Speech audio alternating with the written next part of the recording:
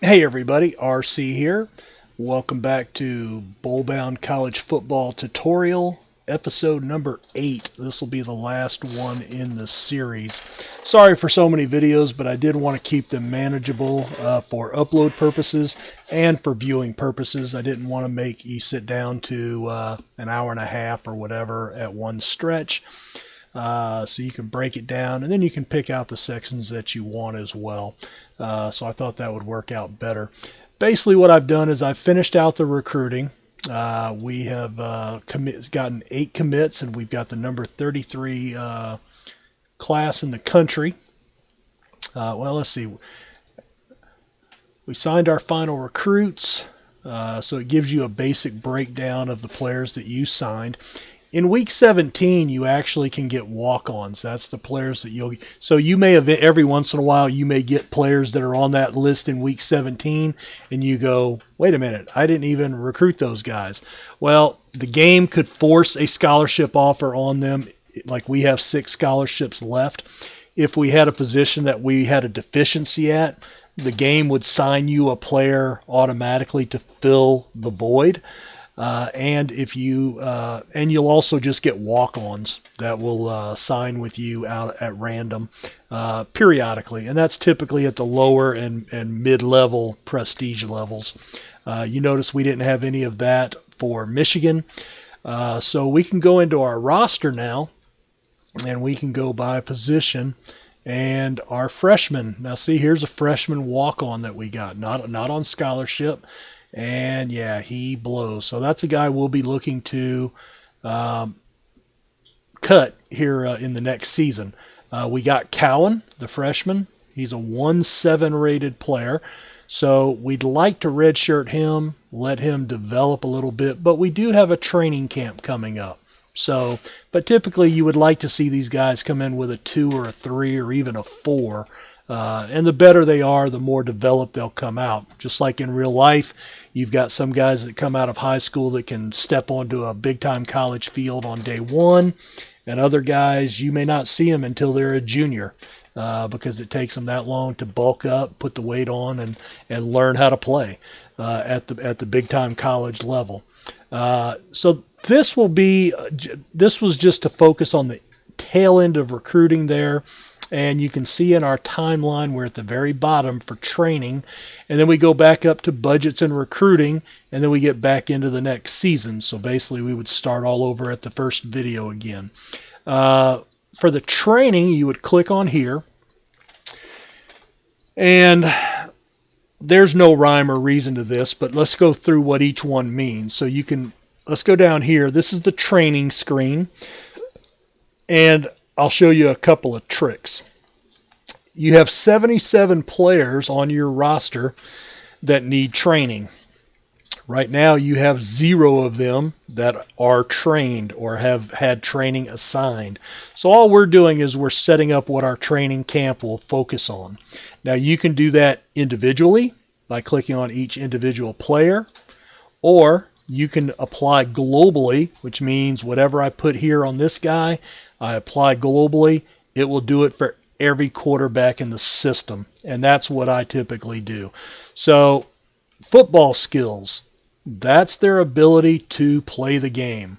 Okay, now this guy is a 5/6 rated player. You've got this guy that is a 6/10 rated player, a 4/7. As they learn more football skills, their overall rating will go up against their potential. So hopefully after this camp, he's a 6/6, he's a 5/5, maybe he's a 5 or a 6 out of 7.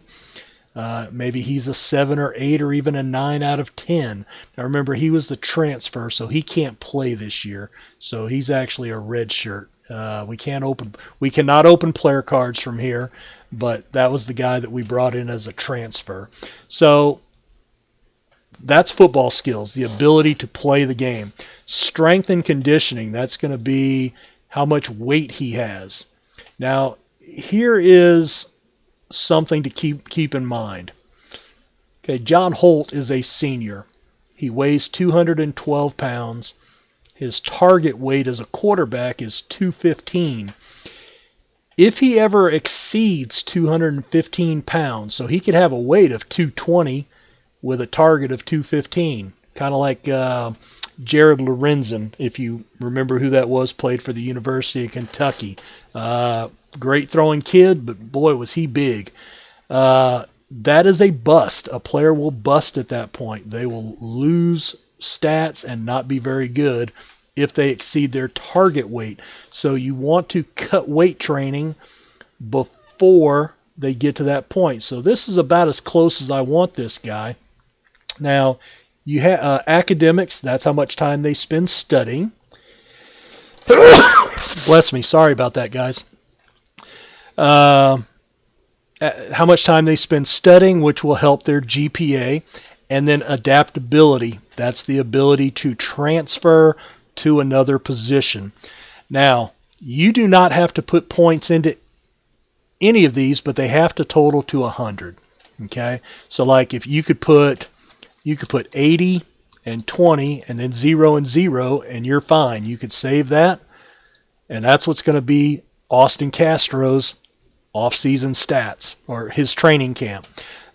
You could do 35 and 25, and he's not going to play another position, so I would leave him at 0, and that's 60, so we'll put 40 into academics. Well, he doesn't really need 40 in academics. He's a 3.66 GPA. So maybe we want to do 40 and 35 and 25.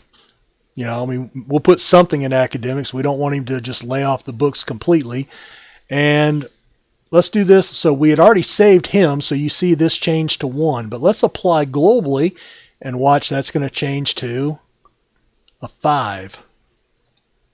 There you go. So all of our quarterbacks, no matter which one we click on, are going to be 40, 35, and 25. So you can do that, and then you can go back and pick somebody if they're a GPA risk and only change that one player. Okay, so like I'm going to cut this guy, so I could come back and go, okay, well, I only want a 25, a 25, and a 50. And we're not going to apply globally. We just want to save it on him. We're still at 5, but he's changed to that, and everybody else is at that level. Okay. Now these are not the numbers I use for my training. I'm just not going to give away everything that I know or do. Not sure that mine work any particular way better than anybody else's, but just trying to show you how to do. So don't copy these numbers verbatim, thinking they're going to give you some insight. Then you go down, you use the down arrow or the drop menu, and you go to running back. Anytime it's highlighted in blue, your up and down keys will move you through that field. Just another shortcut. So running backs, you would do the same thing. Football skills, we want 30. Strength and conditioning, everybody's kind of weak here, so let's say we want to do 45 and 25. Oh, well, let's do let's back this off to 40 and 20 and put 10 in adaptability, because maybe I want the fullbacks to play running backs or the running backs to play fullbacks. And this is all of your backs. They're labeled under running back, but this is your running backs and your fullbacks. All right, and then because we want it to apply to everybody, apply globally. Yes, and now we're up to 14 out of 77. All of our running backs are now 30, 40, 20. No matter which one we click on. Okay? And then you could always go back, like this guy has a 2.09 GPA. Well, let's cut him down to a 30 here and raise that 10 points into academics and save just him and give him a little more book time with the tutor and hope that gets his GPA up. I believe, well, no, because we just did it a moment ago. We did 80 on one. So you can put 100 points into one category. You do not have to put points into another category. And as I said, I don't use adaptability at all unless it's a player I know that I'm going to attempt to change to another position. That makes the likelihood of them being able to make that position change without taking a hit to their current skill level. Okay, and eventually you would do that to every player in here, and you would end up with all 77 trained out, and then when you export that or when you advance stage, you run your spring camp, and then you see what your updated evaluations are. So let me go in and just knock this out real quick. We'll do, I'm going to suggest all and save changes. And there we have 77 out of 77. Now you can see the game in this particular instance. I had made a comment earlier. The AI suggest to me is pretty good for the most part. This is one area where I don't like it because it puts all these points into adaptability. Now, like, he only got 5, but every player is going to be different. Okay, so that may be what that player needs. Maybe the game is thinking he would fit somewhere else. You've got to make that decision, but I wanted to do it just to save time. We're going to advance the stage. We're going to advance now to the next season. When this happens, all of the previous year's information is going to be gone. We finished 33rd in the polls this year. New recruits are being created at this point. New coaches are going to be created for the next coach hiring phase. Player morale, player interest. I'm going to save this real quick just in case something glitches. All right, so our recruiting class came in number 52 in the country. And now we're back at that training camp where we're choosing the recruiting and the team budget, and we're back to square one. There's our emails. Oh, and you can get to that here or clicking on emails from the weekly. Doesn't matter. So at this point, I would go in and delete all my emails just to keep it clean. But let's see. So we can go to our roster, and we can view player development by position. Well, Matthews gained 5 in weight. His GPA wasn't good. We had a couple of guys go down in intelligence. That's not good for a quarterback. One guy gained, and we can look at each individual category. So 6'6", 5'5", like we had talked about. He went up to an 8'10". He went to a 4'6". Nothing changed here. Let's see, hands, fumbling the ball. Everybody went up. Matthews went up 14 points in pass accuracy. Everybody went up in pass touch. Everybody gained a little bit in running ability. Nothing in special teams. And that's going to vary by position. Okay. Cass Cowan, let's see how he did. He gained 4 in weight. So he went from a 1.7 to a 3.7. So that's pretty good. That puts him basically 3rd on my depth chart. I may still redshirt him, but I have to look at that email and see how likely he is to transfer. Let's see, he gained 4 pounds in weight, plus 9 in hands. So remember we said he might be a Marshall Faulk type guy. He'll be really good at catching the ball out of the backfield. Plus 14 in running, plus 5 in route running, plus 2 in run blocking. Let's see, plus 3 in kick returning. Okay. So, this shows you all the changes that came from those numbers that were put in for special teams. Now, we've seen all positive numbers so far. You can see negative numbers. Let's see, this guy gained a plus 20 to work ethic, so that's huge. He came in and was a young, immature punk and said, I need to get my stuff together to make this team. And he really busted his butt, and boy, did that pay off. Plus 20 in work ethic, plus 13 in intelligence, plus 5 in weight.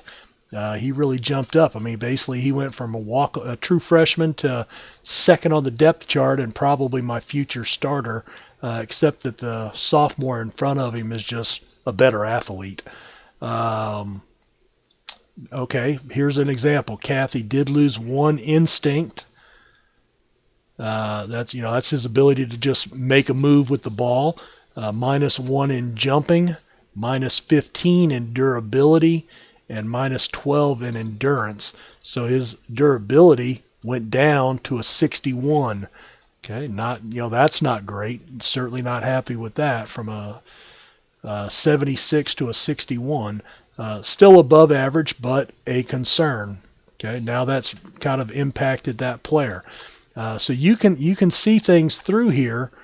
Let's see, wide receiver, offensive tackles, offensive guards, centers, defensive ends. Oh, wait.